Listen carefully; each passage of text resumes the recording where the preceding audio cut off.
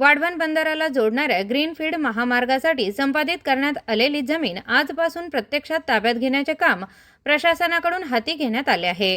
प्रचंड पोलीस संरक्षणात आज डहाणूच्या बावडा येथे प्रशासनाकडून हे काम हाती घेण्यात आले असून या ग्रीनफील्ड महामार्गासाठी वाढवण ते मुंबई अहमदाबाद राष्ट्रीय महामार्गावरील तवा इथपर्यंत जमीन ताब्यात घेण्यात येणार आहे। याची प्रत्यक्षात सुरुवात बावडा येथून आजपासून सुरू झाली आहे। साधारणतः 800 पेक्षा अधिक पोलीस अधिकारी आणि कर्मचारी या ठिकाणी तैनात करण्यात आले आहेत। याचवेळी वाढवण बंदर विरोधी संघर्ष समितीकडून यांचा कडकडून विरोध करण्यात आल्याने संघर्ष समितीच्या काही कार्यकर्त्यांनी पालघर पोलिसांनी काही काळ ताब्यात घेतल्याचं पाहायला मिळालं।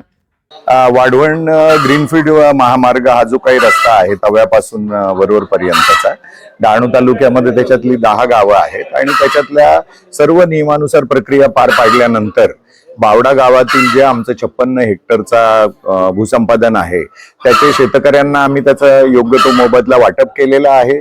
ज्यांचे काही प्रश्न आहेत ते सोडवण्याचा आमचा प्रयत्न चालू आहे आणि आम्ही आज नियमानुसार त्याचा ताबा घेत आहोत।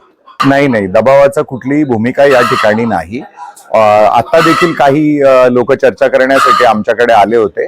आम्ही त्या ठिकाणी त्यांच्या प्रत्येक प्रश्नाचं सविस्तर उत्तर देण्याचा प्रयत्न केलेला आहे आणि याच्यामध्ये दबावाचा कुठलाही मुद्दा नाही।